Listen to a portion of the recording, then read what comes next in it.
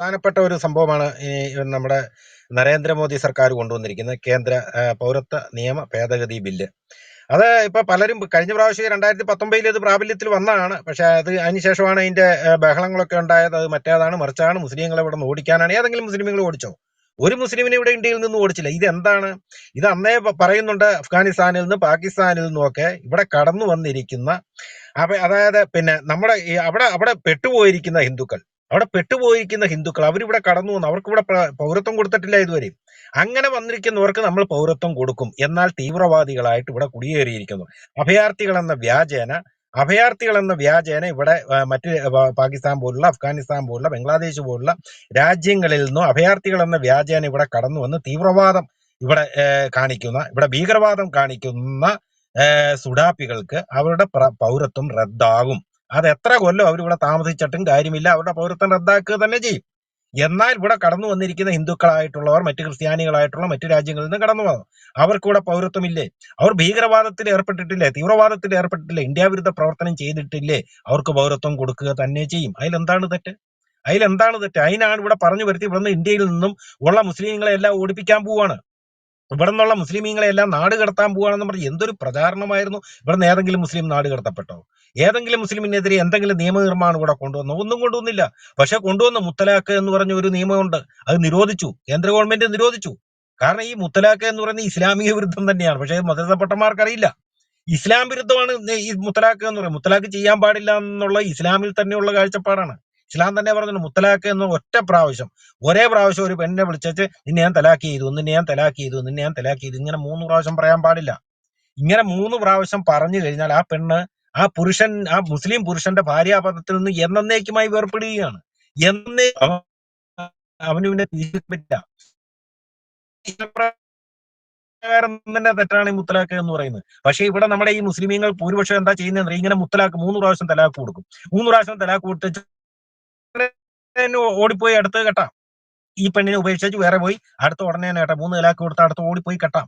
അതുകൊണ്ടാണ് 3 തലാഖ് ഒറ്റയടിക്ക് പറയുന്നത്. പക്ഷെ ഒറ്റ തലാഖാ കൊടുക്കുന്നതെങ്കിൽ ഈ പെണ്ണിന്റെ കാലയളവ് വരെ കാത്തിരിക്കണം. എന്നിട്ട് തിരിച്ചു വരാൻ പറ്റുമെങ്കിൽ ഈ പെണ്ണെ തിരിച്ച് സ്വീകരിക്കണം. അങ്ങനെയൊക്കെ നിയമങ്ങളുണ്ട്. അതുകൊണ്ടാണ് ഇവർ ഈ 1 തലാഖ് കൊടുക്കാതെ 3 തലാഖും കൊടുക്കുന്നത്. ഈ 3 തലാഖും കൊടുത്താലും ഈ പെണ്ണിനെ, ഈ ഭാര്യയെ, ഈ മുസ്ലിം ഭർത്താവിന് വീണ്ടും തിരിച്ചെടുക്കാം. അത് തിരിച്ചെടുക്കണമെങ്കിൽ ഇവള് പോയി പിന്നെ വേറൊരുത്തിനെ കല്യാണം കഴിക്കും. ഇവന്റെ ആദ്യ ഭാര്യ വേറൊരാളെ കല്യാണം കഴിച്ച് അവനും ഉപേക്ഷിക്കണം. ചുമ്മാ ഉപേക്ഷിച്ചാ പോരാ, അവൻ കല്യാണം കഴിച്ചു വെറുതെ ഉപേക്ഷിച്ചാ പോരാ. ഖുർആൻ പറഞ്ഞിരിക്കുന്നത് അവളുടെ തേൻ അവനും നുകരണമെന്നാ. ഇവന്റെ ഭാര്യയുടെ തേൻ ഈ അന്യപുരുഷൻ നുകർന്നതിന് ശേഷം ഉപേക്ഷിക്കണം. അതായത് അവനും ലൈംഗിക ബന്ധത്തിൽ ഏർപ്പെടണം. ഇവന്റെ ഭാര്യയുമായി ലൈംഗിക ബന്ധത്തിൽ അവൻ ആ സുഖമെല്ലാം ആസ്വദിച്ചതിന് ശേഷം ഉപേക്ഷിച്ചു കഴിഞ്ഞാൽ പിന്നീട് ഇവനെ തിരിച്ചെടുക്കാം. അങ്ങനെയാണ് ഒരു നിയമം കൊണ്ടുവന്നിരിക്കുന്നത്. ഖുർആനിലുള്ള നിയമമാണ് ഈ പറഞ്ഞത്. എന്തൊരു വിഡിത്തമായ നിയമമാണ്. ഇതൊക്കെയാണ് നരേന്ദ്രമോദി സർക്കാർ നിരോധിച്ചത്. അത് നിരോധിക്കേണ്ട ഒരു കാര്യമില്ലേ? ഏതൊരു മനുഷ്യനും ചിന്തിച്ചാൽ നമുക്ക് മനസ്സിലാകില്ലേ? അത് ഈ മുത്തലാഖ് എന്ന് പറയുന്നതൊക്കെ എന്ത് പണ്ടേ നിരോധിക്കേണ്ട കാര്യമായിരുന്നു. അതാണ് നരേന്ദ്രമോദി സർക്കാർ നിരോധിച്ചത്. അത് മുസ്ലിം സ്ത്രീകൾക്ക് എന്തുമാത്രം നേട്ടമുണ്ടായി. മുസ്ലിം സ്ത്രീകൾ അതിന് നരേന്ദ്രമോദിയെ സ്തുതിക്കുകയാണ് ചെയ്തത്. ഉത്തരേന്ത്യയിലൊക്കെ, നമ്മുടെ കേരളത്തിലെ സുഡാപ്പിനികൾക്ക് ഒന്നും അറിയത്തില്ലാത്തതുകൊണ്ട് ഇവിടുത്തെ മദ്രസ മൗലവിമാർ പറഞ്ഞു കൊടുക്കുന്നതും കേട്ടിരിക്കുന്നുണ്ട്. ഇവിടെ അതിനെപ്പറ്റി വലിയ ചർച്ചയാകാതെ, പക്ഷെ ഉത്തരേന്ത്യയിൽ ഇത് ചർച്ചയായി. ഉത്തരേന്ത്യയിൽ ഒരുപാട് മുസ്ലിം സ്ത്രീകൾ ഈ ഒറ്റ മുത്തലാഖ് നിരോധിച്ചതിന്റെ പേരിൽ തന്നെ നരേന്ദ്രമോദി സർക്കാരിന് വോട്ട് ചെയ്തവരുണ്ട്. നരേന്ദ്രമോദി BJP ആയ ഒരുപാട് മുസ്ലിം സ്ത്രീകളുണ്ട്. കാരണം എന്താണ്? അത് അവർക്ക് ഉപകാരം ചെയ്യുന്ന ഒരു കാര്യമാണ്. അതേപോലെ ഒരുപാട് ഇവിടെ ഞാൻ നേരത്തെ പറയുന്ന ഒരു കാര്യമുണ്ട്. ജിഹാദികളെ ഇല്ലാതാക്കണമെങ്കിൽ, ഇസ്ലാമിക ഭീകരവാദം അവസാനിപ്പിക്കണമെങ്കിൽ, ഇസ്ലാമിക തീവ്രവാദം ഇന്ത്യയിൽ നിന്നും കടപുഴക്കി എറിയണമെങ്കിൽ നിയമനിർമ്മാണം കൊണ്ടേ സാധിക്കുകയുള്ളൂ. ഇപ്പൊ ഞാൻ കൊടുക്കുന്ന ബോധവൽക്കരണമാണ്. ഞാൻ കൊടുക്കുന്ന ബോധവൽക്കരണം കൊണ്ട് ഒരുപാട് മുസ്ലിങ്ങളെ ഉണ്ടാക്കാൻ സാധിക്കും. എന്റെ ബോധവൽക്കരണം കൊണ്ട് ഒരുപാട് മുസ്ലിം, ഇസ്ലാമിൽ നിന്ന് ഒരുപാട് മുസ്ലിം, കയ്യാലപ്പുറത്തെ തേങ്ങ പോലെ ഇരിക്കുന്ന ഒരുപാട് മുസ്ലിമുണ്ട്. ഇത് സത്യമാണോ? ഇത് അസത്യമാണോ? ഇത് വിശ്വസിച്ചില്ലെങ്കിൽ ഞാൻ നരകത്തിൽ പോകുമോ? ഇപ്പൊ നാസർ കൊടുമരം പറയുന്നത് കേട്ട് ഞാൻ ഈ ഇസ്ലാം മതം ഉപേക്ഷിച്ച നരകത്തിലേക്ക് പോകുമോ, അതോ എനിക്ക് സ്വർഗം കിട്ടുമോ? ഇങ്ങനെയൊക്കെ ഈ അങ്ങോട്ടും ഇങ്ങോട്ടും ഇല്ലാതെ നിൽക്കുന്ന കുറെ വിശ്വാസികളുണ്ട്. കാരണം എന്നാൽ അവർ ഖുർആനെ പറ്റി അവർക്ക് അറിയില്ല.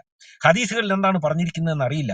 ഖുർആന്റെ ഒരു പരിഭാഷ അവർ വായിച്ചിട്ടില്ല. അവർ കേൾക്കുന്ന ഈ അറബ് വാക്കുകളാണ്. ചെറുപ്പം മുതലേ അവർ കേൾക്കുന്നത് ഈ പള്ളി കുത്തുബുകളിലും ഈ മദ്രസകളിലും ഉസ്താദന്മാർ പറയുന്ന അറബി വാക്കുകൾ. പാതിരാ വകുതുകളിൽ മൗലവിമാർ, തലേക്കെട്ട് മൗലവിമാർ MM അക്ബറിനെയും അലിയാർ കാസിമിയെയും സാക്കിർ നായിക്കിനെയും പോലുള്ള മൗലവിമാർ പറയുന്ന അറബി വാക്കുകൾ മാത്രമേ കേൾക്കുന്നുള്ളൂ. ഇതിന്റെ അർത്ഥം എന്താണ് എന്ന് അവർക്കറിയില്ല. അവർ 5 നേരം നമസ്കരിക്കുന്ന സൂറത്തുൽ ഫാത്തിഹ, ഈ ഫാത്തിഹയുടെ അർത്ഥം പോലും അറിയില്ല. അങ്ങനത്തെ മുസ്ലിമീങ്ങളാണ് നമ്മുടെ കേരളത്തിലും ഇന്ത്യയിലും ഭൂരിഭാഗവും. അപ്പൊ എന്നെ പോലുള്ള ഞാനൊക്കെ പറയുന്നത് കേട്ട് ഇവരൊക്കെ ഖുർആന്റെ പരിഭാഷ മേടിച്ച് വായിക്കുന്നു, ഹദീസുകളുടെ മലയാളം പരിഭാഷ മേടിച്ച് വായിക്കുമ്പോൾ അവർക്ക് മനസ്സിലായി അധാർമികമാണ് ഖുർആനിൽ എഴുതി വെച്ചിരിക്കുന്നത്, അസന്മാർഗീയമാണ് ഖുർആനിൽ എഴുതി വെച്ചിരിക്കുന്നത്, മാനവിക വിരുദ്ധമാണ് ഖുർആനിൽ എഴുതി വെച്ചിരിക്കുന്നത്, സ്ത്രീ വിരുദ്ധമാണ് ഖുർആനിൽ എഴുതി വെച്ചിരിക്കുന്നത്, ദേശവിരുദ്ധമാണ് ഖുർആനിൽ എഴുതി വെച്ചിരിക്കുന്നത്. എന്റെ ഇന്ത്യയെ ആക്രമിക്കാൻ വരെയുള്ള, ഞാൻ താമസിക്കുന്ന ഈ ഭാരത രാജ്യത്തെ ആക്രമിക്കുന്നവർക്ക് സ്വർഗം കിട്ടുമെന്ന് എന്റെ പ്രവാചകൻ മുഹമ്മദ് നബി പറഞ്ഞതായിട്ട് വരെ ഹദീസുണ്ട്, ഇസ്ലാമിൽ ഹദീസുണ്ട്. ഇതൊക്കെ ഞാൻ എങ്ങനെ വിശ്വസിച്ച് മുമ്പോട്ട് പോകും? ഈ ഇതൊക്കെ ഞാൻ ചെയ്തു കഴിഞ്ഞാൽ എനിക്ക് എന്താണ് കിട്ടാൻ പോകുന്നത്? 72 ഹൂറിയും കള്ളുകൂടിയും. സൂറത്ത് 78:33 പറയുന്നു 78:34 പറയുന്നു നിങ്ങൾക്ക് കൂർത്ത മുലകളുള്ള തരുണീ മണികളെ എവിടെ കിട്ടും, പറഞ്ഞു പൊന്തുന്ന മദ്യ ചഷകങ്ങളും നിങ്ങൾക്ക് അവിടെ കിട്ടും. ഇതിനു വേണ്ടിയാണോ ഞാൻ ഈ പാടുപെടുന്നത്? ഒരു മാനവികനായ മുസ്ലിം ചിന്തിക്കും. മദ്രസ പട്ടം ചിന്തിക്കില്ല, മദ്രസ പട്ടണം ജിഹാദിയും ചിന്തിക്കില്ല. പക്ഷെ മാനവികതയിൽ വിശ്വസിക്കുന്നവൻ, ഒരല്പമെങ്കിലും ബോധമുള്ളവൻ, ഒരല്പമെങ്കിലും ബുദ്ധിയുള്ളവൻ, അവൻ ചിന്തിക്കും ഇത് സത്യമാണോ, ഇത് അസത്യമാണോ, ഇത് മുഹമ്മദിന്റെ നിർമ്മിതിയാണോ, അതോ ഇത് ഒരു പ്രപഞ്ച സൃഷ്ടാവിന്റെ നിർമ്മിതിയാണോ? അപ്പോൾ അവന് മനസ്സിലാകും. ഈ ഖുർആൻ വായിക്കുമ്പോൾ, ഈ ഹദീസിന്റെ പരിഭാഷകൾ വായിക്കുമ്പോൾ അവന് പിടുത്തം കിട്ടും, ഇത് മുഹമ്മദിന്റെ നിർമ്മിതിയാണ്. ഈ ഇസ്ലാം എന്ന് പറയുന്ന ഈ മതത്തിന് പ്രപഞ്ച സൃഷ്ടാവുമായിട്ടോ പ്രകൃതി ശക്തിയുമായിട്ടോ കടലും കടലാടിയും തമ്മിലുള്ള ബന്ധം പോലുമില്ല. ഇത് തികഞ്ഞ് മുഹമ്മദിന് സൂഹിക്കാനും, അയാൾക്ക് വെണ്ണുപിടിക്കാനും, അയാൾക്ക് ഭരിക്കാനും, അയാൾക്ക് അധികാര സ്ഥാപനങ്ങൾ നിലനിർത്താനും, അയാളുടെ സ്വാർത്ഥ ലാഭത്തിനു വേണ്ടി അയാൾ ഉണ്ടാക്കിയ ഒരു പ്രസ്ഥാനം, ഒരു രാഷ്ട്രീയ പ്രസ്ഥാനമാണ് ഈ ഇസ്ലാം എന്ന് ഏതൊരു പൊട്ടക്കണനും മനസ്സിലാവും ഖുർആന്റെ ഒരു തർജ്ജമ എടുത്ത് വായിച്ചാൽ. അങ്ങനെ കുറെ എക്സ് മുസ്ലിമീങ്ങളെ സൃഷ്ടിക്കാനേ എന്നെ പോലുള്ളവർക്ക് സാധിക്കുകയുള്ളൂ, അല്ലെങ്കിൽ ഈ ജബ്ബാറിനെ പോലുള്ളവർക്ക്, ജാമിദ ടീച്ചറിനെ പോലുള്ളവർക്ക് സാധിക്കുന്ന ഇങ്ങനെ എക്സ് മുസ്ലിമീങ്ങളെ ഉണ്ടാക്കാനേ സാധിക്കുകയുള്ളൂ. പക്ഷേ എന്നും പറഞ്ഞ് ഇത് ജിഹാദികൾക്ക്, ഇത് ഇപ്പൊ ഞാൻ ഈ പറയുന്ന ജിഹാദികൾ ഉൾക്കൊള്ളുമോ? ഒരൊറ്റ ജിഹാദി ഉൾക്കൊള്ളുകയല്ല. പൊട്ടിത്തെറിക്കാൻ, സിറിയയിൽ പോയി പൊട്ടിത്തെറിക്കാൻ നിൽക്കുന്നവൻ, എപ്പോഴും ബോംബ് വെച്ച് കെട്ടിക്കൊണ്ട് നടക്കുന്നവൻ, നമ്മുടെ പോപ്പുലർ ഫ്രണ്ട് നേതാവിനെ പോലുള്ളവർ, നമ്മുടെ ഐസിസുകാരെ പോലുള്ളവർ, താലിബാനികളെ പോലുള്ളവർക്ക് എന്റെ ഈ വാക്കുകൾ കേട്ട് അവരൊരിക്കലും പിന്മാറിയില്ല.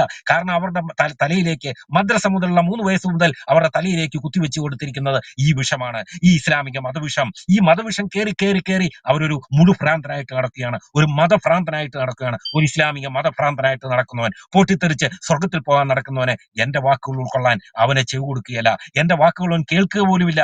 അപ്പോൾ അവരെയൊക്കെ ഇല്ലായ്മ ചെയ്യണമെങ്കിൽ, അവരെയൊക്കെ നേർവഴിക്ക് കൊണ്ടുവരണമെങ്കിൽ നിയമനിർമ്മാണം കൊണ്ട് മാത്രമേ സാധിക്കുകയുള്ളൂ. അല്ലാതെ എന്നെ പോലുള്ളവരുടെ, ഈ ജബ്ബാറിനെ പോലുള്ളവരുടെ, ജാമിദ ടീച്ചറിനെ പോലുള്ളവരുടെ പിന്നെ ഈ പ്രസംഗം കേട്ടുകൊണ്ടോ പ്രഭാഷണങ്ങൾ കേട്ടതുകൊണ്ടോ അവർ നന്നാവുകയില്ല. അവരെ നന്നാക്കണമെങ്കിൽ നിയമനിർമ്മാണങ്ങൾ കൊണ്ടേ സാധിക്കുകയുള്ളൂ. ഇത്തരം നിയമനിർമ്മാണങ്ങൾ CAA പോലുള്ള, മുത്തലാഖ് നിരോധനം പോലുള്ള, സിവിൽ കോഡ് പോലുള്ള നിയമനിർമ്മാണങ്ങൾ കൊണ്ടുവരണം. അങ്ങനെ നിയമനിർമ്മാണങ്ങൾ കൊണ്ടുവരാൻ നരേന്ദ്രമോദി സർക്കാരിനെ കൊണ്ട് സാധിക്കുകയുള്ളൂ, BJP ഗവൺമെന്റിനെ കൊണ്ടേ സാധിക്കുകയുള്ളൂ എന്നുള്ളത് ഇന്നിവിടെ പകൽ പോലെ സത്യമായിക്കൊണ്ടിരിക്കുന്ന ഒരു കാര്യമാണ്. കാരണം എന്താണ്? കോൺഗ്രസ് ഗവൺമെന്റുകളിലൂടെ വന്നു, പിന്നെ പല ജനതാ പാർട്ടി ഗവൺമെന്റുകളിലൂടെ ഭരിച്ചു. ജിഹാദികളുടെ സുവർണകാലങ്ങളായിരുന്നില്ലേ? ഇസ്ലാമിക ഭീകരവാദികളുടെ അഴിഞ്ഞാടുകയായിരുന്നില്ലേ? ബോംബെ താജ് ഹോട്ടലിൽ നമ്മൾ കണ്ടില്ലേ എത്രയെത്ര ബോംബ് സ്ഫോടനങ്ങൾ? ബോംബെ ഭീകരാക്രമണം നമുക്കറിയില്ലേ?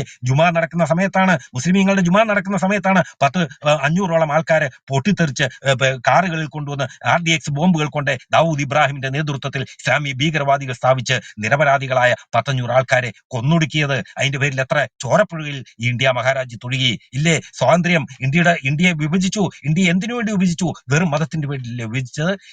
ഞങ്ങൾക്ക് ഇസ്ലാമിക രാഷ്ട്രം വേണം, ഞങ്ങൾക്ക് ഈ കാഫറുകളുടെ രാജ്യത്ത് കടക്കാൻ പറ്റില്ല എന്ന് പറഞ്ഞ് മുഹമ്മദ് അലി ജിന്നയുടെ നേതൃത്വത്തിൽ കുറെ ഇസ്ലാമിക മതപണ്ഡിതന്മാർ, കുറെ സുഡാപ്പികൾ, കുറെ ഇസ്ലാമിക ഭീകരവാദികൾ ആർത്തട്ടഹസിച്ചപ്പോൾ ബ്രിട്ടീഷുകാർ ഇന്ത്യയെ മുറിച്ചു കൊടുത്തു. 1947 ഇന്ത്യ മുറിച്ചു കൊടുത്തു. അതിനുശേഷം എത്ര നിരപരാധികളുടെ രക്തം കൂടി ഒഴുകി, എത്രയെത്ര നിരപരാധികൾ, ആയിരക്കണക്കിന് 10,000-കണക്കിന് നിരപരാധികളുടെ രക്തം കാശ്മീർ മുതൽ കന്യാകുമാരി വരെ ഈ ഇന്ത്യ മഹാരാജ്യത്ത് ഒഴുകിയില്ലേ? അതിന്റെ കാരണം എന്തായിരുന്നു? അത്ര നിരപരാധികൾ ഇവിടെ കൊല്ലപ്പെടാനുള്ള കാരണം എന്തായിരുന്നു? ആ നിരപരാധികൾക്ക് മാതാപിതാക്കളില്ലായിരുന്നു, ആ നിരപരാധികൾക്ക് മക്കളില്ലായിരുന്നോ, ഭാര്യമാരില്ലായിരുന്നോ, ഭർത്താക്കന്മാരില്ലായിരുന്നോ? എത്രയെത്ര നിരപരാധികളുടെ രക്തം കാശ്മീർ മുതൽ കന്യാകുമാരി വരെ ഈ രാജ്യവിഭജനത്തിന്റെ ഒറ്റ കാരണത്തിന്റെ പേരിൽ ഒഴുകി. ആ ഒഴുകിയതിന്റെ പിന്നിൽ പ്രവർത്തിച്ച ചേതോവികം എന്തായി? ഇസ്ലാം എന്ന മതം അല്ലേ? ഇസ്ലാം എന്ന മതം മാത്രമാണ്.